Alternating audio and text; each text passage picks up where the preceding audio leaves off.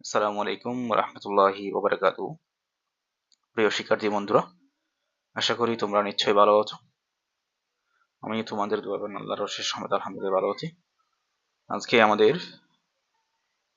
Class হবে আমাদের English hexa for HSC বইয়ের লেসন থেকে। ইনশাআল্লাহ আমরা এখন দেখি রেগুলার এই বইয়ের শুরু থেকে একদম শেষ পর্যন্ত প্রতিটি লেসন আমরা ভিডিও করে দিব ইনশাআল্লাহ। যদি সম্ভব হয় তোমরা বইটা নিয়ে নিবে, আশা করি অনেক উপকৃত হবে।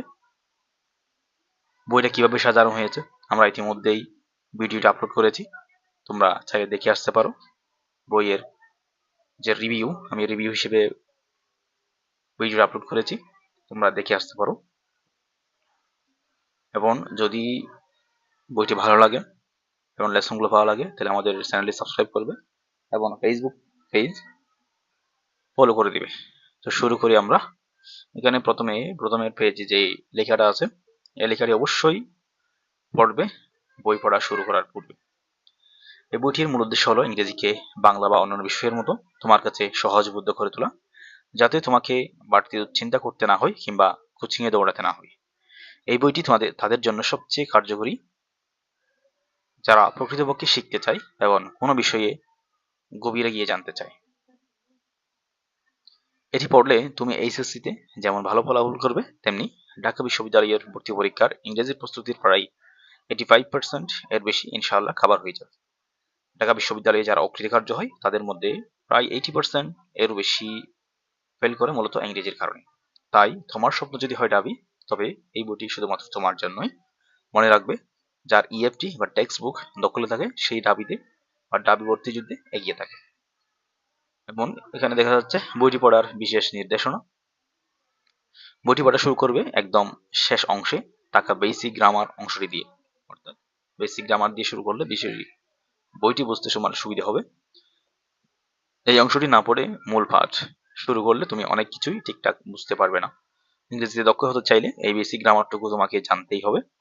ইনশাআল্লাহ এই অংশটুকু আয়ত্ত করতে পারলে জীবনে আর গ্রামার না শিখলেও তুমি ইংরেজিতে অনর্গল কথা বলা, লেখা এবং পড়ার সক্ষমতা অর্জন করবে ইনশাআল্লাহ। বেসিক গ্রামার না পড়ে বইয়ের শুরু থেকে পড়লে পড়া না বুঝে হয়তো লেখক হিসেবে আমাকেই তোমরা দোষারোপ করতে পারো। তাই এটি আগে পড়ার জন্য তোমাদেরকে অনুরোধ করব, মানে এটা তোমার অবশ্য কর্তব্য মনে করি আমি। একটি বিশেষ নোট, বইটিতে বা বইটি পড়তে গিয়ে দেখবে বিভিন্ন লেসনের সাজানোর ধরন বা ফন্ট স্টাইলের কিছুটা ভিন্নতা রয়েছে। দীর্ঘ সময় ধরে বিভিন্ন পর্যায়ে এটি লেখার কারণে এটা বলা যায় প্রায় 2 বছরের কাছাকাছি সময় ধরে তোমাদের জন্য লিখতেছিলাম। এবং বিরাম চিহ্নের ব্যবহারে কিছুটা বৈচিত্র্য রয়ে গিয়েছে। বইটি বেশ বড় হওয়ায় দ্বিতীয়বার সবটুকুর রি-এডিট করা সময় সাপেক্ষ ছিল। তবে এই ভিন্নটাকে বইটির ইউনিকনেস বা স্বতন্ত্রতা হিসেবেও দেখা যেতে পারে, যা বইটিকে নকল থেকে সুরক্ষিত রাখবে। বইটি পড়া শুরু করলেই তুমি উপরের কথাগুলোর তাৎপর্য বুঝতে পারবে ইনশাআল্লাহ। তোমার জন্য অনেক অনেক শুভ কামনা। তোমরা অনেকেই নিজের স্বপ্নের চেয়ে, প্রত্যেকেই নিজের স্বপ্নের চেয়ে বড় হও এবং দেশের সম্পদে পরিণত হও। আমি নিজে এবং writer of English hexa for HSC. তাহলে আমরা এখন শুরু করবো ইনশাআল্লাহ ইংলিশ ফর টুডে।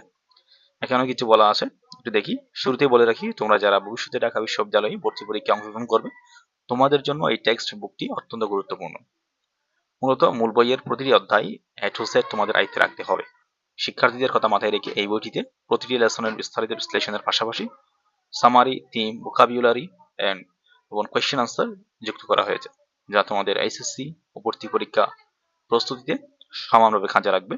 এই বইটির সবচেয়ে বড় বৈশিষ্ট্য হলো এটি একটি ডিকশনারির বিকল্প হিসেবে কাজ করবে, যা পরীক্ষার হলে যে কোনো প্রশ্ন সহজে বুঝতে সাহায্য করবে তোমাকে। আমাদের শিক্ষার্থীদের ইংরেজিতে আশানুরূপ ফল না পাওয়ার অন্যতম প্রধান কারণ হলো প্রশ্ন বুঝতে না পারা। বাংলা বা অন্যান্য বিষয় আমরা একবার পড়লেই বুঝতে পারি এবং কিছুটা ধারণা থাকলেই উত্তর লিখতে পারি, কিন্তু ইংরেজিও যদি এমনভাবে একইভাবে বোঝা যায় তবে উত্তর করা অনেক সহজ হয়ে যায়। ইংরেজিতে এই পিছিয়ে থাকার সমস্যাটি দূর করতেই বইটি সাজানো হয়েছে। ঢাকা বিশ্ববিদ্যালয়ের ভর্তি পরীক্ষায় প্রায়ই টেক্সট বুক নির্ভর প্যারাগ্রাফ আসতে দেখা যায়, তাই বইটির রাইটিং অংশে প্রয়োজনীয় প্যারাগ্রাফগুলো আলাদাভাবে দেয়া হয়েছে। এছাড়া প্রতিটি লেসনের সামারি এবং থিম গ্রুপ এমনভাবে সাজানো হয়েছে যা প্যারাগ্রাফ হিসেবেও তুমি ব্যবহার করতে পারবে। তাহলে এই ছিল আমাদের বইয়ের ইনশু, যা তোমাদের জন্য খুবই দরকার আমি মনে করি কথাগুলো। এরপর আসি আমরা unit 1 lesson 1 the parrots tail. এটা লেখা হয়েছিল রবীন্দ্রনাথ ঠাকুর, অর্থাৎ লেখাটা রবীন্দ্রনাথ ঠাকুরের, এবং এটা ট্রান্সলেট করছে কাইসার হক। এর প্রথমে আমরা দেখতে হচ্ছে এখানে একটা প্যাসেজ দেওয়া আছে, যেটা তোমাদের ইএফটি তে দেওয়া আছে। পুরোটা প্যাসেজ এখানে দেওয়া আছে সুন্দরভাবে, যে লাস্ট পর্যন্ত। এরপর আমরা এখন এক্সপ্লেইন থেকে ইনশাল্লাহ শুরু করব। এখানে প্রতিটি প্যাসেজের পরে এভাবে প্রতিটি বাক্যের পরে তার অনুবাদ, এবং এরপর প্রতিটি শব্দের বাংলা অর্থ এবং পার্টস অফ স্পিচ ডিফাইন করা থাকবে। সব বাক্যের শেষে সব শেষে বাক্যের ধরন নির্ণয় করে দেওয়া থাকবে। আচ্ছা, আমরা শুরু করি। Once upon a time there lived a bird. অনেকদিন আগে এক সময় একটি পাখি বাস করত। ওয়ার্ড বাই ওয়ার্ড এক্সপ্লেনেশনে। ওয়ান্স এটা একটি অ্যাডভার্ব, একবার বা এক সময়, আপন প্রিপোজিশন উপরে, একটি আর্টিকেল এর অর্থ হচ্ছে একটি, টাইম নাউন সময়। ওয়ান্স আপন এ টাইম এটা একটা অ্যাডভার্বিয়াল ফ্রেজ, অনেকদিন আগে। দেয়ার ইন্ট্রোডাক্টরি অ্যাডভার্ব, সেখানে লিভড বাস করত। একটি বার্ড পাখি, একটি পাখি সেখানে বাস করত। এবং এই সেন্টেন্সটা একটা সিম্পল সেন্টেন্স। এখন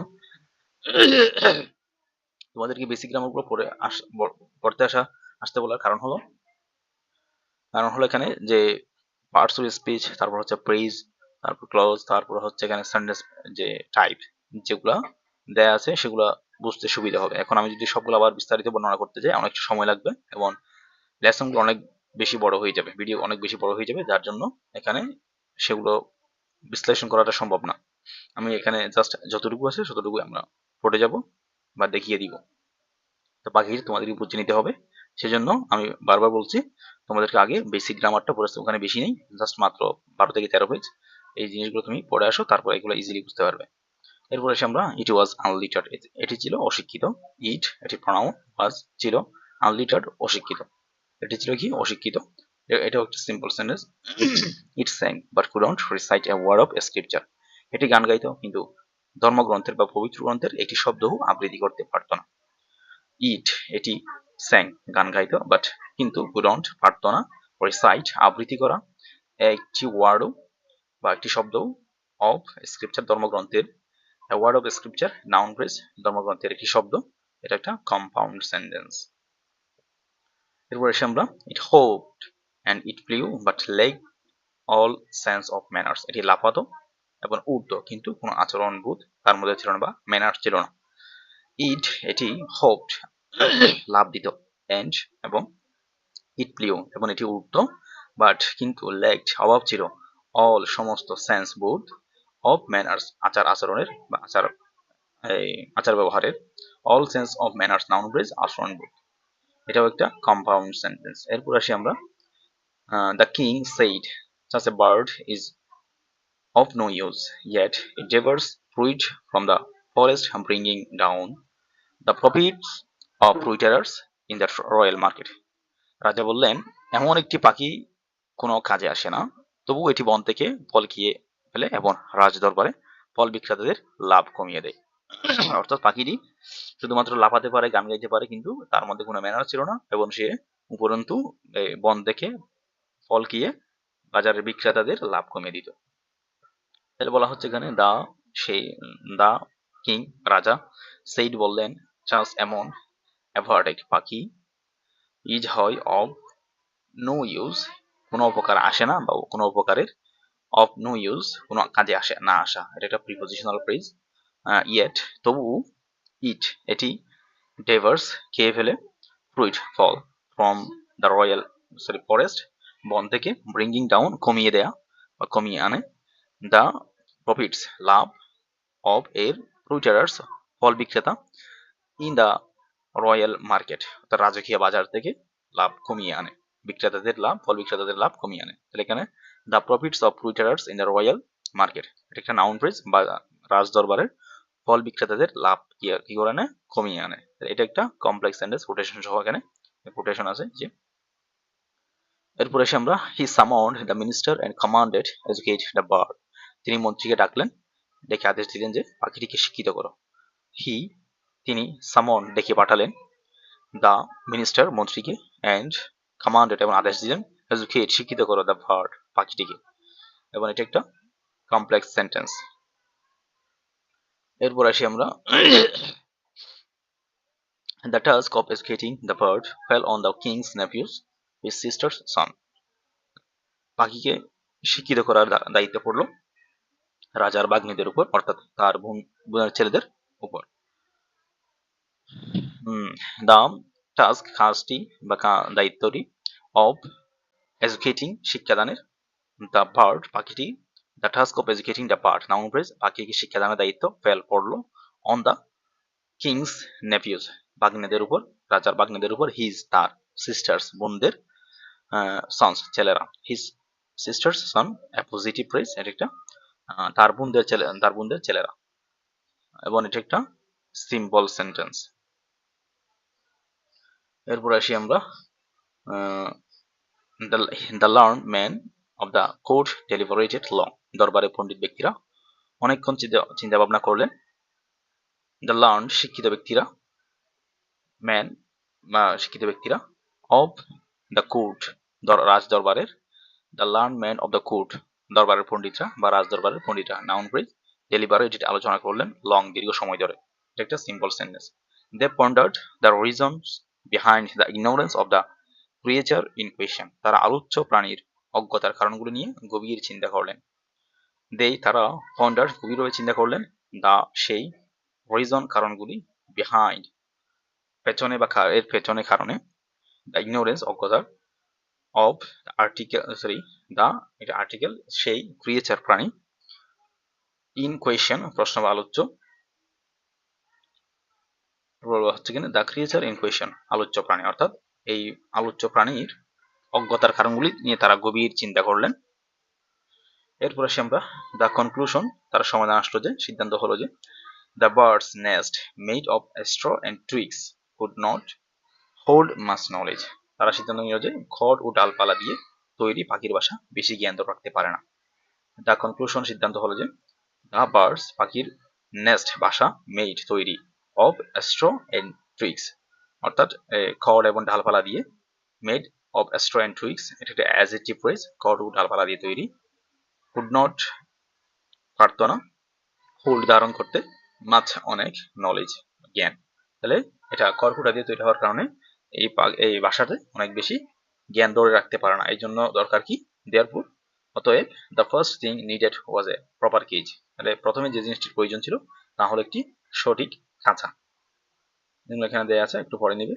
the royal scholars receive handsome fees and happily went home, রাজকীয় পণ্ডিতরা মোটা ফি পেলেন এবং খুশি হয়ে বাড়ি গেলেন। বলা হচ্ছে কি, the royal scholars receive handsome fees and happily went home.